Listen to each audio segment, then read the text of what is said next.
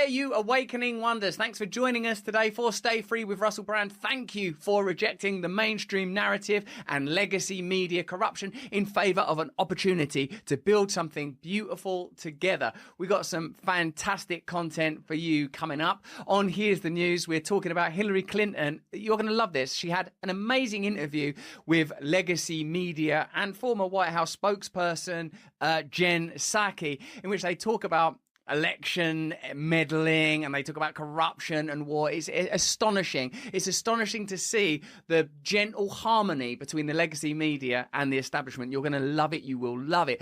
Then, this is an extraordinary story. We're talking to Jeff Garner. He's our guest today, who's talking about your clothes killing you, your actual clothing, not just your food now, not just Big Pharma, not just an oppressive state bombarding you with continual lies raining down like Satan's fire, your actual garments. I mean, probably this shirt's coming for me next. Who knows what will happen? Jeff Garner's going to tell us about the toxicity in clothing. Almost like every single element of your life is somehow being exposed to corroding elements. We will be available broadly for the first part of the show. Then we'll be exclusively on Rumble. That's why it's super important that you follow us there, you like our content, and if it is within your means, if it's possible, support us, support us. This is the change time. This is when we need you, if it's within your means, if it's possible, to make a commitment to us so that we know where you are and you know where we are, so that we can continue to fight for independent voices, so that we can oppose the state, so we can oppose corruption, so that we can try and find a way that we might unite in the spirit of something beautiful together, so we can have some values together, so we can have unity, so we can form new alliances, so we can challenge this thing, so that the serpent's head can be chopped right off. This is the time now, guys. Now, this is fantastic. To start, I want to tell you about USA. They've revealed that they are subsidizing Ukraine, and by their own words and in their own language, corrupt Ukraine, they say, with US taxpayer money. This is extraordinary because sometimes you think, well, what's the agenda with Ukraine if we know that NATO provoked Russia, if we know that the 2014 coup needs a good looking at, if we know the military-industrial complex benefits, if we know hundreds of thousands of Ukrainian people are dying as a result of this conflict, if we know that much of the aid isn't finding its way into the correct places, if we already know that BlackRock are already investing in a post-war Ukraine, although God knows how long that's going to take because they love a long war, don't they? They love a long war. What's going on with this USA? This is a clip that's going to knock your socks off and blow your mind. Have a look. One of the things that Congress has given U.S. aid since this full-scale invasion began is an unprecedented amount of money in direct budget support, which sounds kind of obvious. Of course, we would do that. We want to stand with Ukraine, but it's totally unprecedented, this kind of scale. At this point, based on what you know about the values of the establishment, do you really believe that things like standing with Ukraine motivate them? We've got to stand with Ukraine, and there's nothing else in it. Nothing else, nothing historical we need to look at in terms of what caused this war, and there are no potential benefits down the line. Just standing with Ukraine. Note how simple little phrases are introduced to, in a sense, invite you to forego thinking. Of investment, and we're talking along the lines of about $15 billion in a sense, cash. $15 billion in cash. Would you like to see that in Hawaii? To the Ukrainian government, which was famously corrupt, in past years, and still has work, as you noted, to do. Well, this is weird, isn't it? They're just saying we're giving $15 billion of your money that you work for, because remember, the government hasn't got money. The government don't have a taco stand or a lemonade stand. They're not generating revenue. It's your money, $15 billion of which they're taking and giving to a government that they say, this is just the words of the spokesperson, are corrupt. Would you like a vote on that? To do on corruption today. I don't know if we could have gotten that money out of Congress if not for DIA. Because what DIA allows us to do is that direct budget support goes, yes, to the Ukrainian government, but then it goes to pay teachers, to pay healthcare workers, to pay first responders. And there's a digital trail. It's not, some official. So what is DIA and what is the intention here? Ask yourself, first of all, and let me know in the chat, do you believe that this is a humanitarian mission, or do you believe, like in previous wars, there is a cloak of humanitarianism that is placed over a potentially darker or at least more profitable agenda. Let's look at what DIA means first. DIA is the groundbreaking and award-winning mobile application that connects 19 million Ukrainians with more than 120 government services, dozens of digital documents, and has distinguished Ukraine as a world leader in e-government innovation. Does this sound like the beginning of a new type of passport, a new type of aggregation of information, a possible opportunity to pilot social credit scoring? Every single Ukrainian citizen has to have this app. It tells you about your health. It tells them about your health. All of your information neatly corralled and bundled into one convenient place by and for a government that have just been referred to as corrupt. Launched in 2020, the DIA app allows Ukrainian citizens to use digital documents on their smartphones instead of physical ones for identification and sharing purposes. Passports. The DIA portal allows access to over 50 government services, and if you don't behave, denies you those government services. Eventually, the government plans to make all kinds of state-person interactions available through DIA. Oh good, more state, just what we all need. DIA was built in partnership with the USA. Oh, I bet it was. And is poised to be shared with other countries. On the sidelines of the 2023 World Economic Forum in Davos, US Aid Administrator Samantha Power said the US hopes to replicate the success of DIA in other countries. We talked throughout the pandemic period about the possibility of crisis situations being used to pilot technology that would become normalized and ultimately utilized to generate the possibility for control. Not for convenience, not for safety, for control. Ukraine is in a state of emergency. Ukraine are in a hot war with Russia. How that war came about, you can investigate. We've certainly made a lot of content about how it came about, but certainly they are in a war now and therefore in a crisis and therefore more amenable to ideas and schemes such as this one, which appear to me to be pretty immersive, totalitarian, potential digital dictatorship creating technological capacities. Let me know what you think, though, in the chat.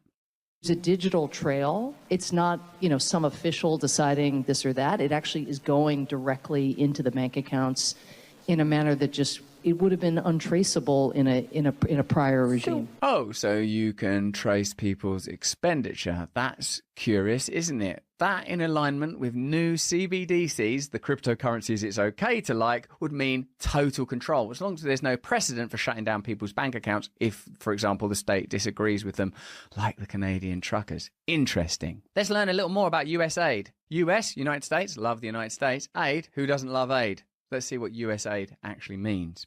As political turmoil engulfed Ukraine in the lead up to 2014, the US was fueling anti-government sentiment through mechanisms like US aid and National Endowment for Democracy, just as they had done in 2004. So as well as providing aid, they stir up anti-government sentiment and possibly fund coups. The Washington Post's David Ignatius once wrote that the organization functions by doing in public what the CIA used to do in private. Why are we doing this stuff in private? Should we just do this stuff in public? Yeah, as long as we call it like, US aid or something. Are they going to buy that? They're going to have to buy it. We've got access to their taxes. Surely this isn't somehow connected to biolabs. The US military outsourced some of its biological weapons research to the government installed by the 2014 coup in Kiev. Democrat presidential hopeful Robert F. Kennedy Jr. has said. According to Kennedy, the bioweapons program has operated under the guise of life sciences research, such as gain-of-function experiments on viruses, and we'll love those, right? And other pathogens, ultimately overseen by Dr. Anthony Fauci. I've heard that name somewhere. Who headed the National Institute of Allergy and Infectious Diseases between 1984, convenient year, and 2022. When some of these bugs escaped from laboratories in the US back in 2014, the Obama administration banned gain-of-function research, Kennedy added, so Fauci outsourced it overseas. A lot of them went to Ukraine, Kennedy told Carlson, while some of the research was moved to Wuhan, China laboratory, the suspected origination point for the COVID-19 pandemic. Most of the research was funded by the Pentagon or by US aid. Which Kennedy described as a CIA cutout. CIA funding goes to sub-organizations, and they are able to conduct programs that seem a little bit dubious. They've canceled the elections. What kind of democracy has no election? Isn't that the main thing about? Imagine a democracy, but without elections. Then we don't have to keep meddling in them. We just don't have them. That is brilliant. But is it democracy? we can say it is. Zelensky said he's not going to have an election because it would be inconvenient during the war and would be expensive. Well, the thing is, if you don't have elections, why in the world would we be supporting a country that's not a democracy? They've banned the political parties. They've invaded church. Later, you will hear Hillary Clinton say one of the things that defines Vladimir Putin is his hatred of democracy. But what's happening with democracy right here, right now, in this ally of the states being funded by the United States? Arrested priests. So, no, it isn't a democracy. It's a corrupt regime. And are the Russians any better? No, the Russians are worse. But at the same time, we don't always have to pick some side to be on. But the ultimate reason I'm against this is we don't have the money. And when we borrow more money, it leads to more inflation, leads to more likelihood of recession in our country. And so we just can't keep doing it. Okay, seems like Rand Paul is making some pretty interesting points. And it seems that, as we've been saying here on our channel, and it's so important that you continue to support us, and thank you for supporting us, that what we need are new alliances that transcend the old partisan ideas that are increasingly irrelevant if what you have is a centralist authoritarian system that doesn't really offer you democracy, that just ushers through the agenda of the powerful, which requires ongoing war as one of its main contingent and components. That's just what I think, though. Let me know what you think in the chat and the comments, and if it is within your means, please become an awakened wonder and support us so we can continue to do this work with you. Now, you are gonna love this piece of investigation. It's a conversation between Jen Psaki, former spokesperson and press secretary of the White House, in conversation with Hillary Clinton, formerly, well, just Hillary Clinton, really. And we'll be talking about the nature of this conversation, some of the claims that are made, some of the lies that are told, just sort of live lying. It's amazing. You're going to absolutely adore this. In it, Clinton talks about an authoritarian dictator who invades other countries. That is an extraordinary claim, particularly under the circumstances. Here's the news. No. Here's the effing news. Thank you for choosing Fox News. No, here's the fucking news. Hillary Clinton is on the legacy media warning of potential election interference in 2024 and of an authoritarian dictator invading foreign lands. But is this a matter that could be resolved by her simply looking in a mirror?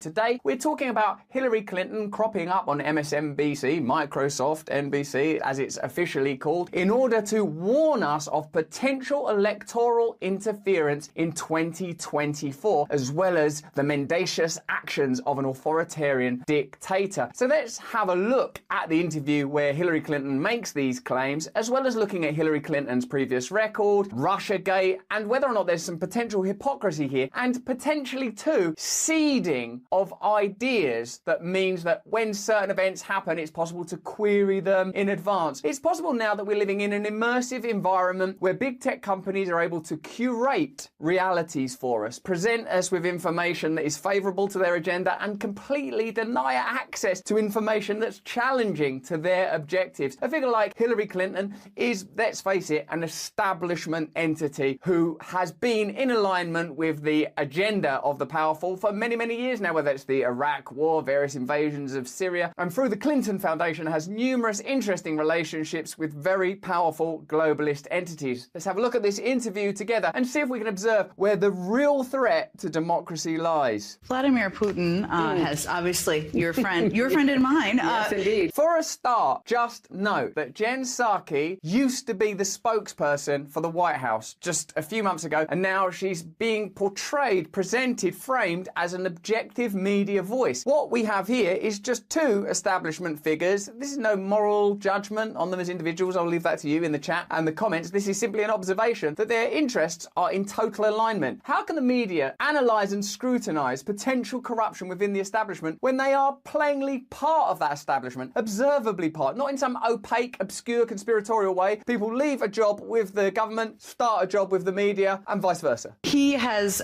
intervened in our election in the past. Right. That's just actually not true. And not only has it been disproven, it's the very kind of election result denying that has led to Donald Trump elsewhere being condemned, indicted. They're simply saying, Putin, we know this for a fact, interfered in the election. Well, hold on. Don't you think there are bigger systemic problems that need to be analysed? Do you not think that a bigger problem, one that might be resolved, is that the Democratic Party has abandoned ordinary people, operates entirely for a donor class that Joe Biden says before the election, nothing will meaningfully change, to a room full of financiers. The idea that there is some external threat, some baddie, some bogeyman that's causing all these problems is the type of false dynamic that allows them to continue to neglect the function of democracy, service of the people. It's not something, as you experienced firsthand, it's not something we talk about a lot. I think they did cover it quite a lot. It's all that was on the television for ages and ages. Look at the name of the show as well, Inside with Jen Psaki. You better believe you're inside with Jen Psaki. You're right inside the establishment with Jen Psaki. Get out of the establishment. It's trying to destroy you. Do you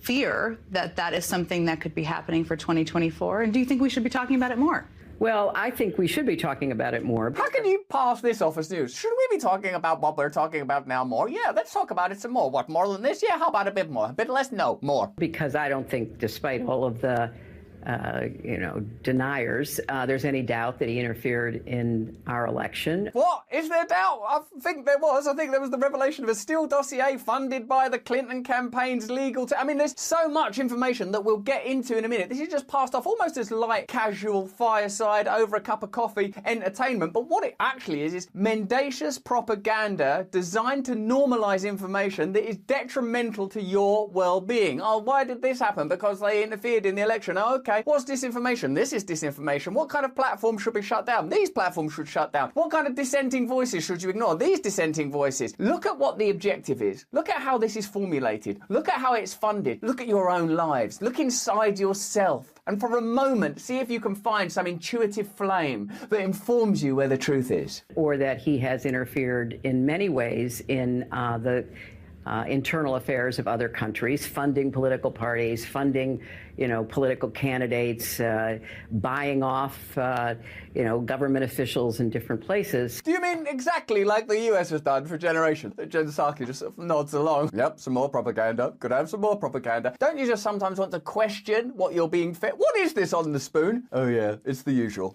No thanks. That is his opus, his opus operandi, in the sense that he hates democracy. Firstly, you don't say opus operandi, it's modus operandi, and people don't just hate democracy, do they? Like, ugh, democracy. People have their own agenda, their own lives, maybe even their own colonialism, their own imperialism, maybe even their own criminal invasions provoked by the events of 2014 and NATO infringement, but criminal nonetheless. What people don't have is just some sort of pathological hatred for the idea of voting in an election. Although there are some people that seem to hate democracy, and I think we're about to see one's face right now. He particularly hates the West, and he especially hates us. Especially. Bloody Hillary Clinton, if it wasn't for her, we would have global domination. Putin is probably quite busy, especially with all these illnesses that they claim he has. He has determined that he can do two things simultaneously. He can try to continue to damage and divide us internally, and he's quite good at it. He's very good. That's what he is. When he was a little boy, they noticed this guy's good at dividing people internally and turning them against each other. Vladimir, come here. Hello, Vladimir. I see a bright future for you. This skill you have for dividing people internally and turning them against one another. Why are people not just plainly talking about, look, God, our whole party is funded by the military-industrial complex. We're in no position to stand up against Big Pharma. You can see that from the bill we've just passed. Our business is lying. Your business, Jen, is making those lies seem like convivial, ordinary, everyday truth. And in order for us to facilitate that, we have to portray Vladimir Putin, who is, president of Russia and probably has all sorts of crazy stuff. He's been in the KGB. This is certainly not advocacy for Vladimir Putin. But it has to be turned into sort of a cartoonish villain straight out of Gotham in order to stop us thinking straight, in order to maintain us in a sort of state of continual bewilderment where we're unable to go, can we just put all this to one side for a moment and focus on how we might run our own lives and our own communities? What's going on with the price of our food? What's going on with the price of our energy? What's going on with Big Pharma? What's going on with democracy? What's going on with our media? What's going on with funding an ongoing, continual war which you admit has no end in sight, has no chance of being legitimately won in the traditional sense, when you can't look after your own population, notably, observably, and obviously in Hawaii? Isn't it time for a real reckoning? Isn't it becoming increasingly clear that nothing short of revolution, a mass disobedience, a mass denial of these systems of corruption is going to be required in order to change the world? Oh no, I didn't like that question, Jen. Jen, is that you, Jen? And sadly, he has a lot of apologists and enablers. in our own country, people who either don't see the danger or dismiss it out of hand, or maybe agree with some of the positions he's taken on certain things, including his barbaric invasion of Ukraine. Oh, that barbaric invasion. That's why I never did any barbaric invasions of any countries while in government. And when I did invasions, they were nice. And so dividing us and then trying to seize territory in such a brutal way to try to expand his reach. Can I ask you, and tell me in the chat and the comments, do you think that Hillary Clinton actually believes this while she's saying it? Or like inside she knows, oh God, we did that coup in 2014. Oh, what about the NATO infringement? Oh God, I can't actually talk about the degree to which it's a criminal invasion because of America's historic criminal invasions of numerous nations, including but not exclusively Vietnam, Iraq, Afghanistan, our willingness to engage in any war that is profitable either on a resource level or a psychological level or for unipolar power. And like, what's going on? What does the inner monologue say? Because Jen Psaki ain't going to ask. To try to restore the Russian Empire, if not the former Soviet Union. I've got to restore the Russian Empire, if not the Soviet Union. Also, I must do that thing where I divide people on the inside and turn them against each other. I've always been so good at that. Oh, bloody hell. It's true, I do have bum cancer. That is who he is. I said that for years. Part of the reason he worked so hard against me is because he didn't think that he wanted me in the White House.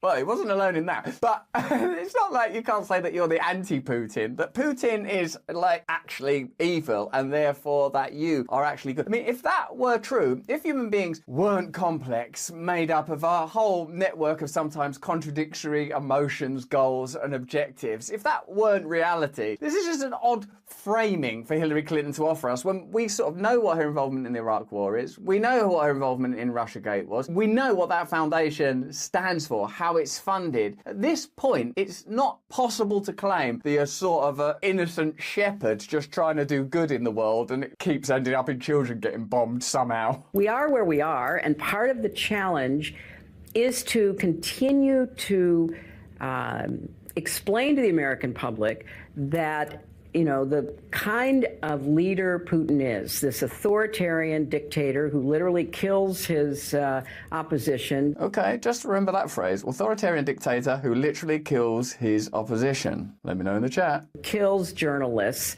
poisons people who disagree with him, invades other country, interferes with our election.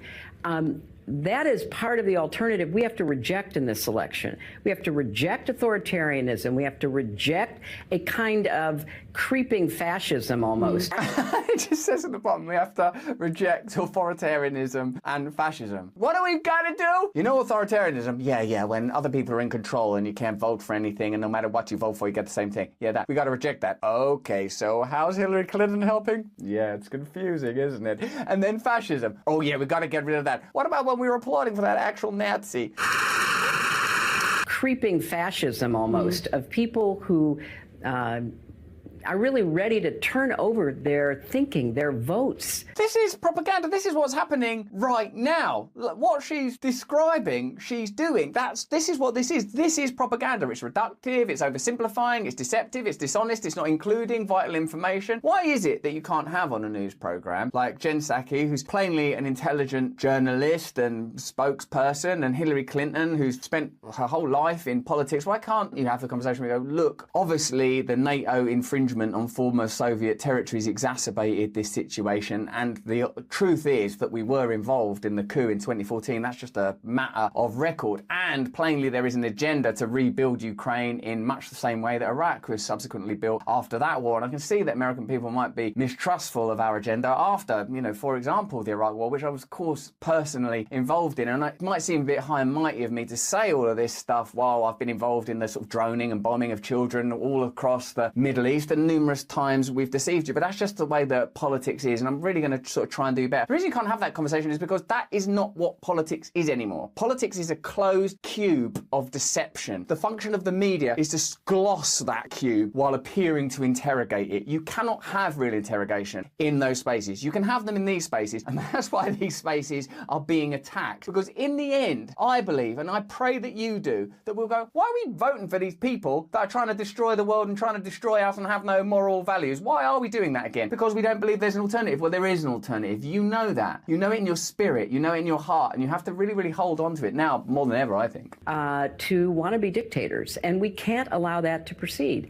So I think it's fair to say that you have a tough job. I don't know if it's that tough of a job. What do you want us to say on the show? Could you just say these things? Yes. Okay. There's your money. See you next week for more lies. See you then. Because you have to talk about what's happening in the news, but you also have to keep people's eyes on what's right behind the horizon. Talk about the news, but then keep people's eyes on what's right behind the horizon. I tell you who'd be good at this, Vladimir Putin. Because what he could do is he could separate us into two bits, and part of us could look over the horizon, and part of us could watch the news. But he's not going to help, is he? The bloody election meddler. And I fear that, the Russians have proved themselves to be quite adept at interfering. The Russians? Like, even just try and put aside the specificity of this particular issue. Doesn't a sentence like the Russians have proven themselves to be quite adept at interfering seem like something that belongs to a schoolyard or a couple of 100 years ago? Isn't that just actual mad racism? And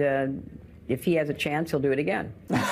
Like they do it for a hobby. So there you go. It's a sort of ascribing as pathological matters that are strategic and also, in many instances, in this case, just plainly untrue. Let's have a look now at the truth behind the propaganda. Let's have a look at Hillary Clinton's record. And let's have a look at subjects like election meddling, war, authoritarianism, bombing children, just some of the litany of things that came up in that conversation. We can provide you with a different perspective with, and get this idea, you can decide for yourself what you believe to be true. It's a tough job, though. An email released by WikiLeaks shows how the Clinton campaign and Democratic Party bear direct responsibility for propelling Donald Trump to the White House. WikiLeaks? I wonder what happened to that guy Julian Assange, because wasn't he...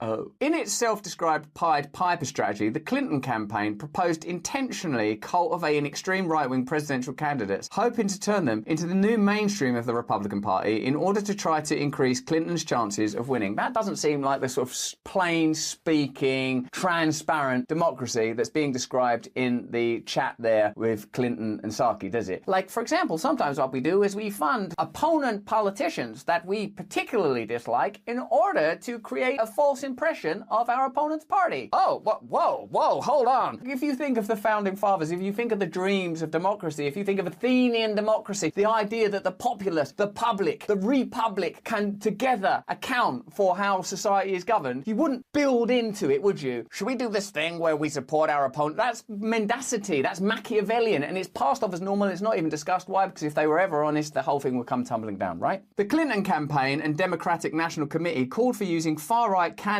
as a cudgel to move the more established candidates further to the right. What we need is a cudgel. A cudgel against racism and a cudgel against corruption and hypocrisy. No, a cudgel to cheat and lie. Clinton's camp insisted that Trump and other extremists should be elevated to leaders of the pack and media outlets should be told to take them seriously. That went well. Other messages published by the whistleblowing organisation show how while the Clinton camp was facilitating the rise of Trump, it was systematically undermining the campaign of Senator Bernie Sanders, Clinton's left-wing opponent. How can they claim to have any moral superiority? Look at what the tone, the general tone of that interview was a kind of moral piety, wasn't it? But Putin wants to destroy me because he knows that I wouldn't put up with any of that stuff where he divides people in two and all of that thing that amoebas do. I wouldn't have that. That's why. It's all very pompous, isn't it? Very sort of certain of itself. But actually, what they do is, right, let's promote those candidates. Keep Bernie Sanders quiet, for God's sake. He's got a bit too much to say for himself about democracy and the financial industry. That's what's actually happening. So what the hell are the media doing in, again, glossing the cube with apparent inquiry that amounts to little more than deceptive lacquer? Leaked emails from the Democratic National Committee show that the organisation, which is supposed to be bound to impartiality, sabotaged Sanders' insurgent presidential campaign, which had mobilised millions of people and inspired a massive grassroots movement. The sort of thing that they claim they're interested in, grassroots movements, people being genuinely interested in change, people of all genders and classes and races, etc., being mobilised and wanting to participate in their community. Stuff that they would just say when it's just words that you can just spew out into a friendly media environment. If it actually happens, they're like, oh no, that thing's happening where we can't make loads of money from lying to people. Quick, shut it down. That's the reality. Now, remember, one of the things that this pious piece of propaganda centred around most was Putin's alleged interference in the last election and the next election. 2 for 1. Let's have a look, once again, in case you've forgotten it, because the news moves so quickly these days, always a new agenda, at the Russiagate scandal. Hillary Clinton personally approved her campaign's plans in fall 2016 to share information with a reporter about an uncorroborated alleged server back channel between Donald Trump and a top Russian bank. Her former campaign manager testified in federal court. In September 2021, a lawyer for Hillary Clinton's 2016 campaign was indicted on charges of lying to the FBI in a 2016 meeting where he shared information about the Trump Organization and Russia. So there you are, indicted in court. Here are some words from Matt Taibbi on Russiagate. There are 2 reasons the Clinton story isn't a bigger one in the public consciousness. One is admitting the enormity of what took place would require a system-wide admissions by the FBI, the CIA, and virtually every major news media organization in America. That's going to be an obstacle. The Clinton campaign created and fueled a successful years-long campaign of official harassment and media fraud. They innovated an extraordinary trick using government connections and press to generate real criminal and counterintelligence investigations of political enemies, mostly all based on what we now know to be self-generated nonsense. The world has mostly moved on since Russiagate was 30 or 40 current things ago, but the public prosecution of the collusion theory was a daily preoccupation of national media for years. And as you saw just recently in this interview, they're talking about it again as if it was proven rather than the truth. Disproven. A substantial portion of the population believed the accusations and expected the story would end with Donald Trump in jail or at least indicted. It's incredible how they can just create an alternative reality and it becomes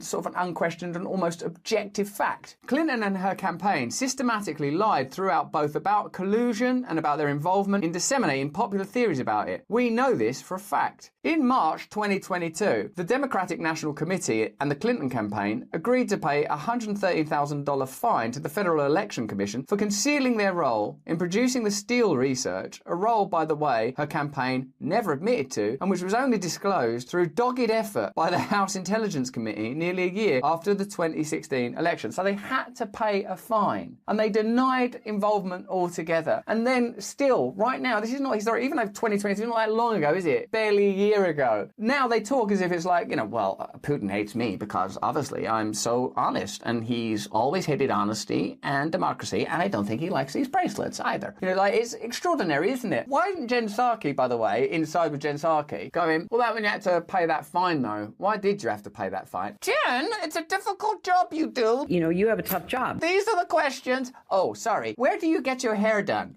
This is not just misinformation, it's the most sophisticated kind of disinformation, an intentionally false story spread with official imprimatur. So there we go. Remember this word, disinformation, something that's been seeded in the public imagination quite deliberately and extensively in the last couple of years. Why? In order to shut down opposition. If they really cared about disinformation, there's a lot of disinformation right under their noses. Jen, we're not talking about that disinformation. You do a difficult job, Jen. You have a tough job. Oh, yeah, sorry. Those necklaces, do you not worry they might jangle on the mic? No, I don't worry, Jen. Another key component of Hillary Clinton's pious conversation was the condemnation of Putin's military actions and aggression, a subject that is quite close to her heart. A supporter of the war in Iraq, Clinton racked up quite the rap sheet during her time as Secretary of State, escalating wars, green-lighting coups, and generally maintaining and expanding US power around the globe. In 2009, Clinton stood with Defense Secretary Robert Gates, a Republican, and called for 30,000 more troops in Afghanistan. Do you ever wonder, what is the real difference between America sending 30,000 troops to Afghanistan and Putin sending troops to Ukraine? I believe it's wrong that Russia invaded Ukraine. I feel that the suffering is wrong. I feel like it's a whole godless, awful affair, and I wish it would end as soon as possible. I wish and pray. I sort of feel the same about Afghanistan, though. It's like what? Afghanistan's got too many syllables in it, and that G and the H and the F in the middle. Yeah, it's different. Afghanistan, Afghan hounds. I don't like it. I don't like their clothes. It's dusty there. Those are their mountains that they got. We need 30,000 boots right on the ground. It's the sort of same thing, isn't it? On most foreign policy decisions, including Libya, Clinton was in favour of equally aggressive action, if not more so than former Bush appointee Gates. Clinton and Obama got away with hawkish policies because they stuck to the language of humanitarian intervention and liberation. Clinton helped assert the right of the US government to intervene in any country of its choosing using the most brutal means possible to achieve its ends. Well, that's not that humanitarian, is it? Using the most brutal means possible to achieve your ends. That's sort of authoritarian and sort of dictatorial and sort of aggressive. But isn't that what Putin's meant to be?